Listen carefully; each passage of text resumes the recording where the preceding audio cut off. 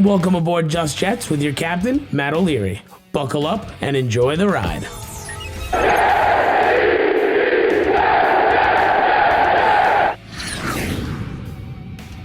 Hey, what's going on? I'm Matt O'Leary, back with episode number 52 of Just Jets. What's going on? Excited to get into another episode. 1 year straight of episodes. That's what we're at, 52. 1 year. Every week. 52 weeks in a year. It's been a lot of fun. I've enjoyed doing it every step of the way. We have a lot to get into today. We'll do your voicemails like always. We have Super Bowl reaction and so much more. And apologize for the delay on this episode as, well, I'm going to be frankly honest with you. I wanted to record after the Super Bowl, and that just delayed the whole process. So instead of it being a morning release, it's going to be an evening release. Depending on when you listen to this, that might affect you. But the reason for that is because of recording after the Super Bowl instead of recording earlier on Sunday evening. So with that in mind, thank you so much for tuning in today. Before we get started, a message from our sponsor. Hey fellas, we are in the thick of winter and the storms are brewing. It looks like 1 to 3 inches are in the forecast when you trim that hibernation bush that's taking place in your pants. Luckily, our partners at Manscaped specialize in products to make sure you're walking around town with beautiful snowballs. Check out their Lawnmower 3.0 package, or maybe you want the Weed Whacker as well to trim the ear or nose hair. You could use my promo code JETS20 for 20% off and free shipping. You could also pick up maybe the cologne, which I tend to like to wear, at manscaped.com. Promo code JETS20, 20% off and free shipping. There we go. Let's get into the episode now. Some Super Bowl reactions. Oh my God, I can't believe Tom Brady did it again. He has left the AFC East. He has left the Patriots, but still we have to watch him on Sundays and on Super Bowl Sunday. And he gets another victory over the Kansas City Chiefs. He played a good game and he won the MVP of that game. To me, the reason why the Buccaneers won that game is because of their stellar defensive performance. And on top of that, the offensive line of the Kansas City Chiefs was decimated with injuries. They were without their 2 starting tackles. They had like 4 of their 5 guys that were starters not playing in this game. And it showed because that pass rush of Tampa Bay was tremendous. And this does have a Jets connection, so it's all going to tie in a second. But just overall thoughts on the game. I thought it was a relatively boring game because it was so one-sided. The funny thing is with the Kansas City Chiefs history, you always thought, okay, maybe they had a chance to come in back in this game in the second half. Even live bet them to come back in the second half at one point. But with that being said, it's really just goes to show you the kind of impact having or not having your starting offensive line will do to you. And on top of that, a great pass rush can be disruptive. So it is 2 very important things to have on your team. No one is denying that. And the Kansas City Chiefs are still in a great position going forward. That's not denying. Obviously, they were looking to run it back, but they are, going to be a heavy favorite for next year's Super Bowl as well, and for good reason, as will the Tampa Bay Buccaneers, because it seems like wherever Tom Brady goes, he wins. But how this goes back to a Jets connection is the Buccaneers defensive coordinator, Todd Bowles. And Todd Bowles had himself a very good game. There's no denying that Todd Bowles is a good defensive coordinator. What I've seen over the last 2 years is people wanting Todd Bowles to get another head coaching opportunity. And sometimes in sports, in football especially, guys are made to be coordinators but can't handle being a head coach. And to me, Todd Bowles screams that unless he makes massive changes to his game. It's not impossible, but what we saw from him as a head coach was bad. Was it Adam Gase bad? No, but it was not good. Yes, I understand they went 10-6 in his first year, but in the biggest game of the year, they came out completely flat, had a terrible game plan, was not able to build a good coaching staff any of the 4 years he was here. And is extremely flawed game manager and very, very, very conservative. which I don't think gets by in today's game. I think he's someone who is, a good coordinator, not a good head coach. And there's been plenty of instances, and that's completely fine. Wade Phillips is an example. He wasn't really a great head coach, but a great coordinator. Jim Schwartz is probably a good example of that. On the offensive side of the ball, you have examples of that as well with guys who, have been good coordinators, but just couldn't make the transition to head coach. And Pat Shermer maybe is a good example of that, as someone who, had success a couple of times as a coordinator, got a couple of head coaching gigs and wasn't able to do all that much with it. But the thing I don't care for is the revisionist history when it comes to Todd Bowles, and people making it out to be that the Todd Bowles Jets era was this great thing, and that he was hamstrung by just an awful roster and this and that. Bowles was a part of the problem. He wasn't the biggest problem. Mike McCagnon was also a massive part of the problem, but the two of them, having Bowles as the head coach, who was a bottom 3-5 head coach in football when he was the Jets head coach, and having one of the worst general managers in football, was a recipe for disaster. Now, maybe if he goes to a perfect situation with a good general manager, he could have success.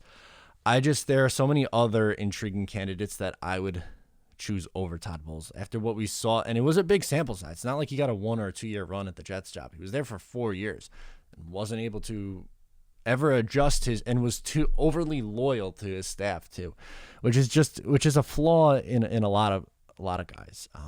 Unfortunately, the NFL is very much a brotherhood, and if you know the right people, you'll have a job forever. And I'm not saying Todd Bowles doesn't deserve to work in the NFL. That's not what this is about. He clearly is a really, really good defensive coach, but just because someone is such a great coordinator doesn't necessarily mean that they're going to transition to be a good head coach.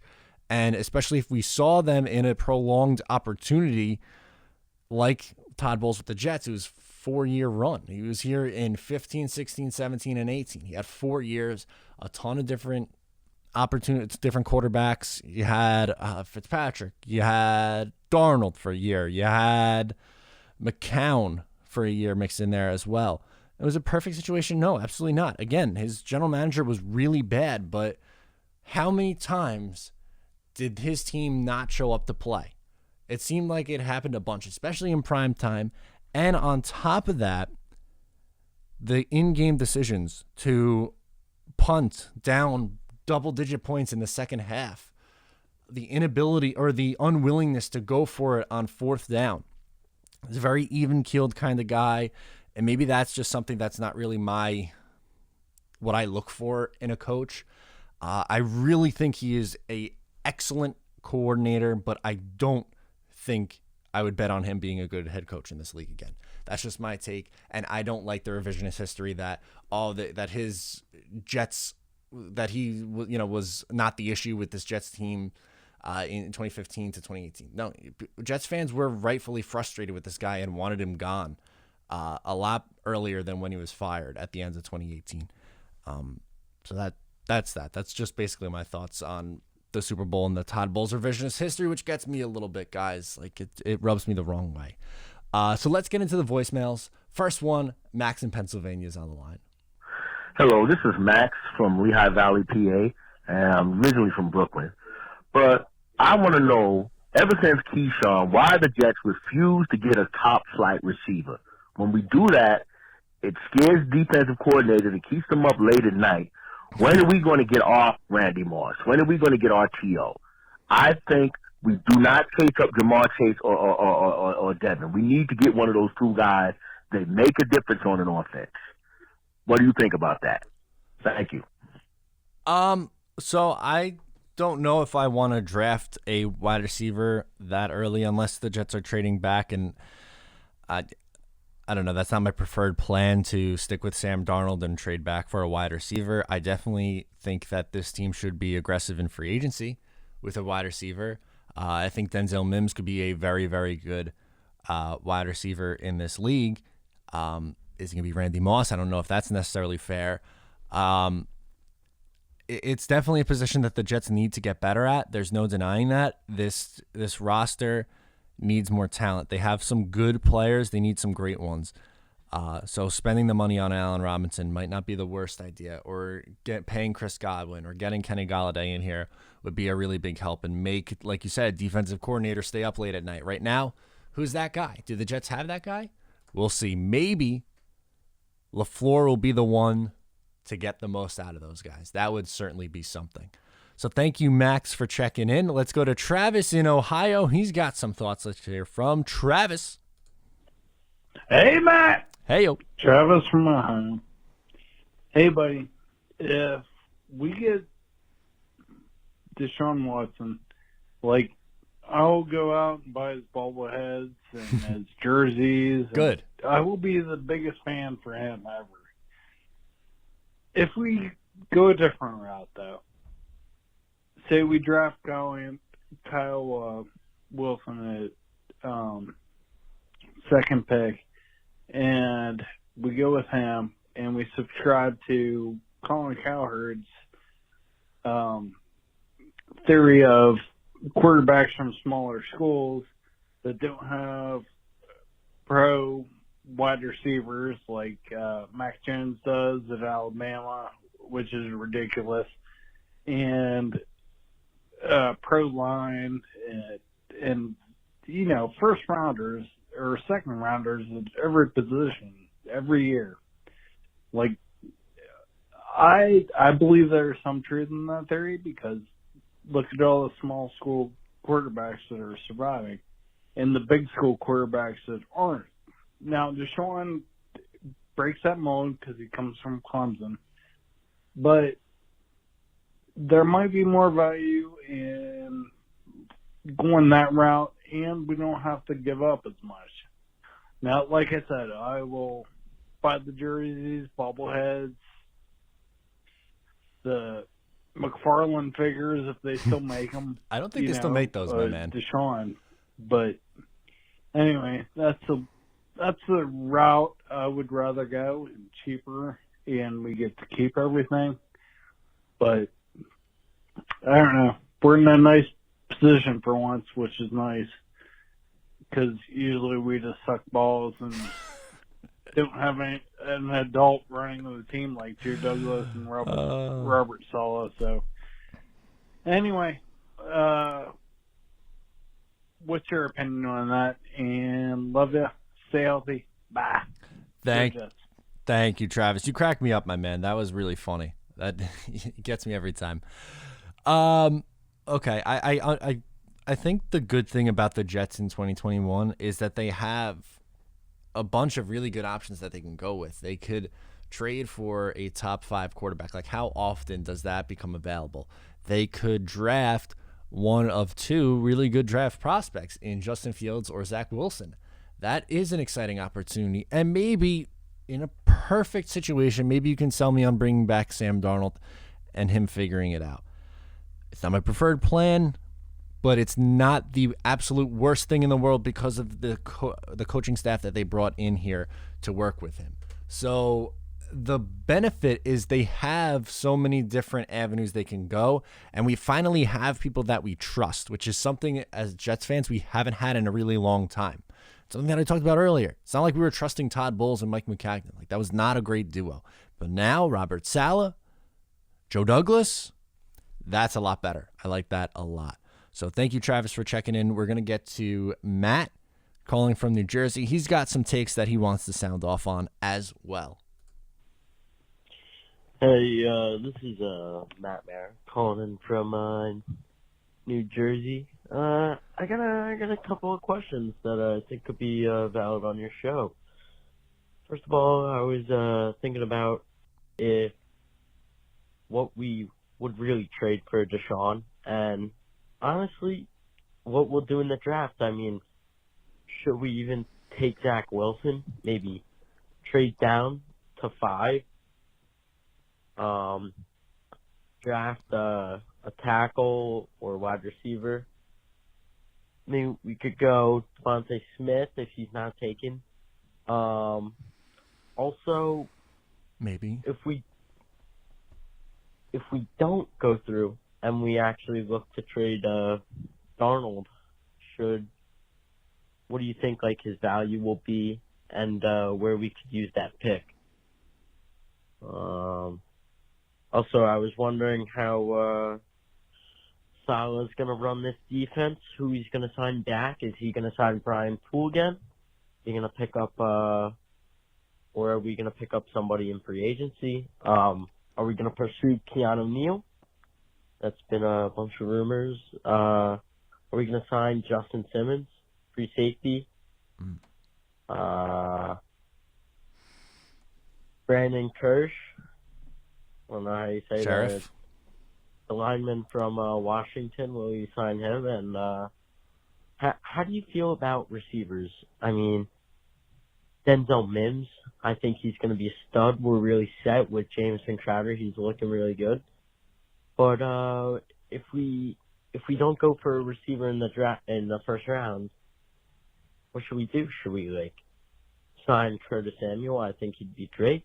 Multi-use. Panthers have used him in the run style. Mm-hmm. He's quick. He can catch. Let me know what you're thinking. I appreciate it. Sure. Yeah, there's a lot going on here. I would either trade for Deshaun Watson or draft Zach Wilson. Those are my number 1 and number 2 choices. I am reluctant to trade back. I understand the appeal of getting more draft assets in here, but I very much think that having the shot to take a quarterback after the quarterback you've had on your roster struggled the way that he has, it just makes sense with the roster construction point. And I do think that you can get something back for Sam Darnold because someone is going to think that he could be fixed. This happens a lot in the NFL. Guys think that, I could bring this guy in, I could fix him. Maybe he turns into the next Ryan Tannehill. That would be an unexpected turnaround in a lot of ways. Not that he doesn't have the talent, just because statistically he would be an outlier in terms of turning it around. Is it possible? Yes. The chances of that happening, I'm not sure how high they are. I would go probably with, like I said, one of those 2 options. I like Brian Poole a lot. I'd like to bring him back. I would absolutely look to bring Marcus May back and, other positions in need. Wide receiver, edge, corner, interior offensive line. Joe Thuney, I think, would be a great addition to this team.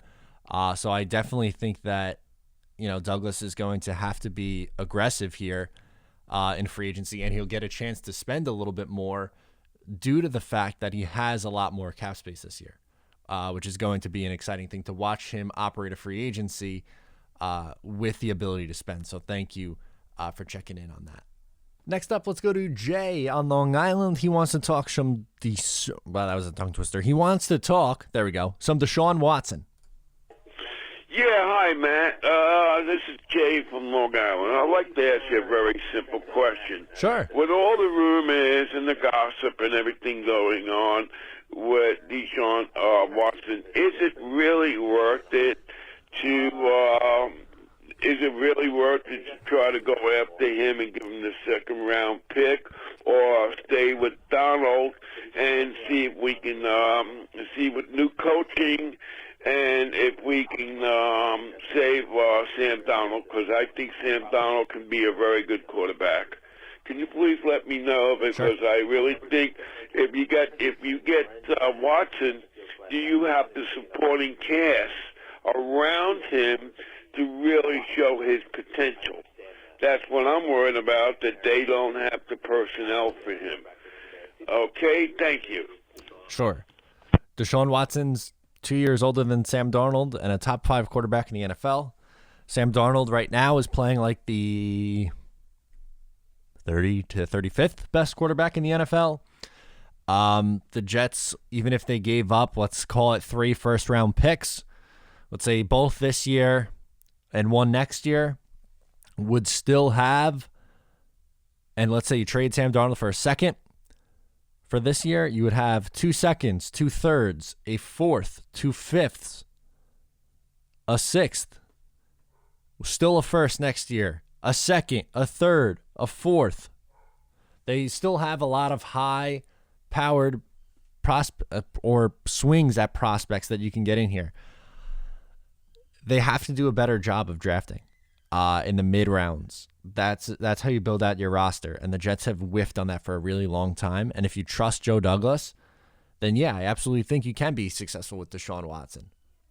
Having a top 5 quarterback is half the battle. He was throwing to Chad Hansen this year. Chad Hansen is a nobody. He was drafted in the 3rd round in 2017 by the Jets. Remember him? And then was basically out of the league. And then he had a couple of 100-yard receiving games with Deshaun Watson. Could you imagine what Deshaun Watson could do with Mims, a free agent wide receiver of Allen Robinson, Kenny Golladay, Curtis Samuel, Corey Davis, someone like that? Jamison Crowder in the slot. I almost said Chris Hogan. Chris Herndon at tight end. Drafting a running back in the 3rd round, a Jamal Williams type of running back, a Marlon Mack type of running back, a Gus Edwards type of running back. Someone along those lines, you can do it. They're not as far off as some people think. They're really not.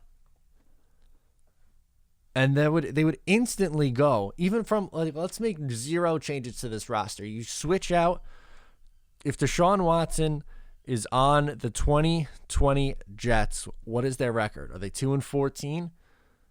I don't think so. I don't know if they're a playoff team. They're probably closer to 8-8 though.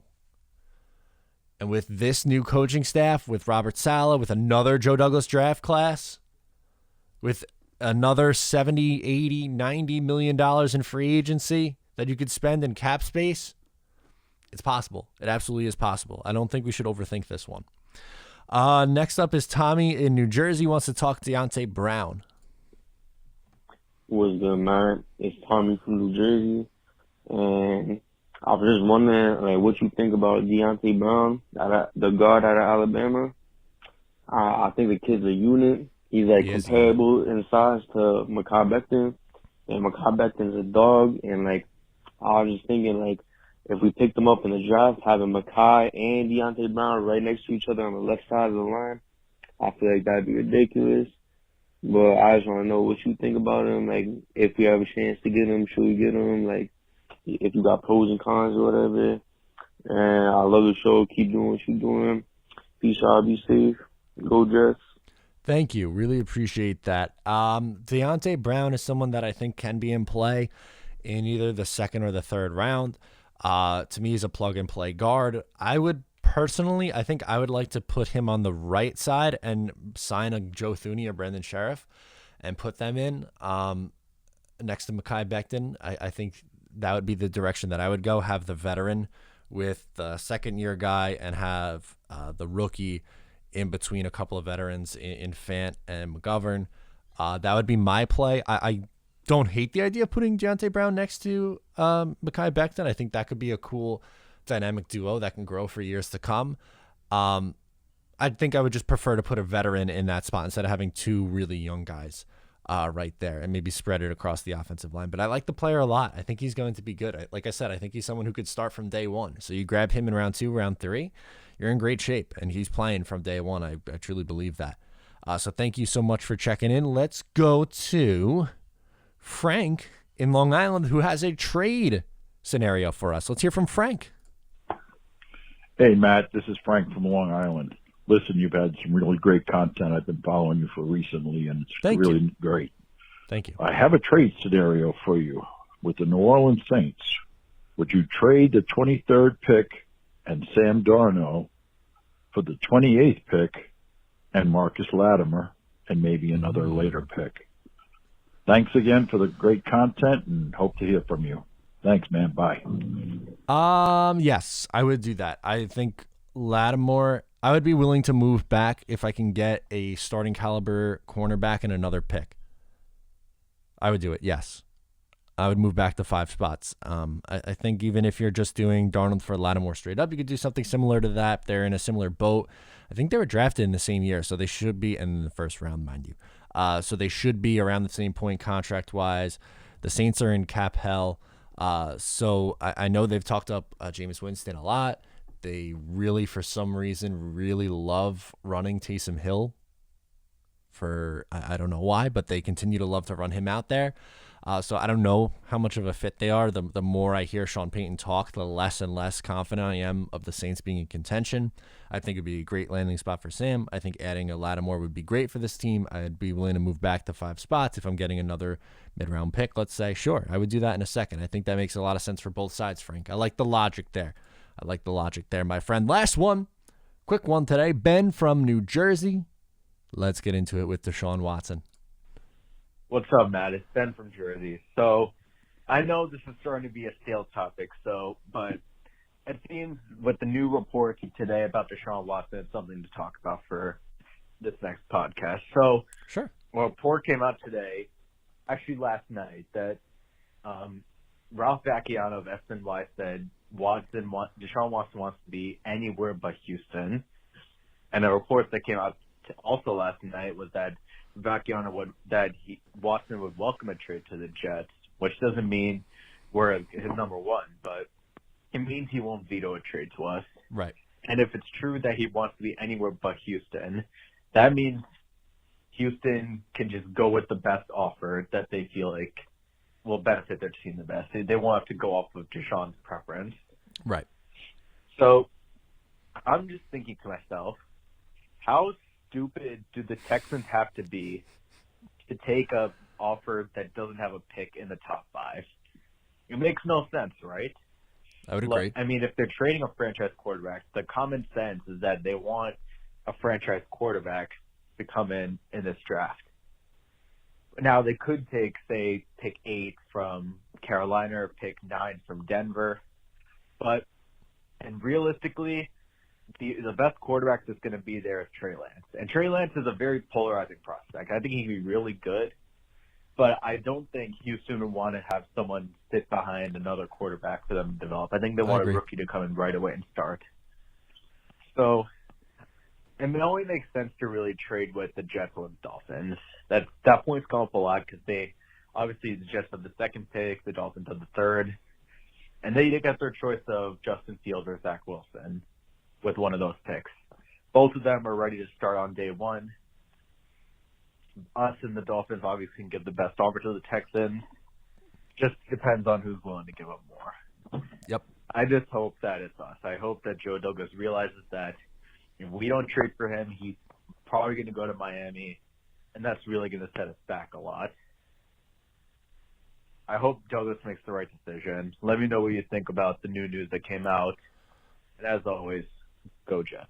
Yeah, thank you so much, Ben, for calling. I'm kind of with you on Watson. It would be a real shame to see him go to Miami. And, both the Jets and Miami's are the front runners because they have the multiple picks in the first round this year. They have the assets to go out and execute something like this. And they have a high-end first-round pick.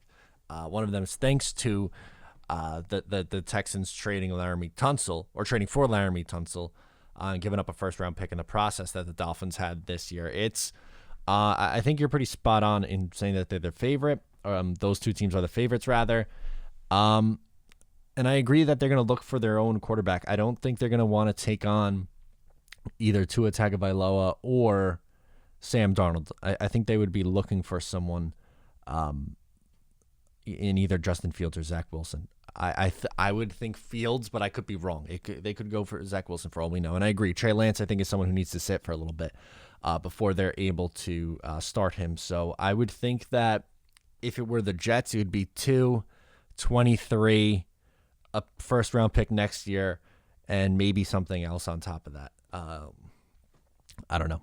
Let's call it a mid-round pick next year also. And, the Jets can take Sam Darnold and trade him somewhere else.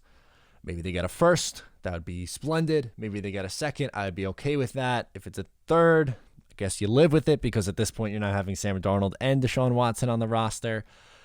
So, yeah, I think that it's an intriguing way to look at it. And, we're going to have to see. But I do think that there's a reason why the Jets and Dolphins are the front runners because it makes sense. The dots begin to align there. But we'll see. We'll see what happens. But that's going to do it for me on this episode 52. Thank you so much for tuning in for a year straight of Just Jets. I'm Matt O'Leary, and I'll talk to you next time.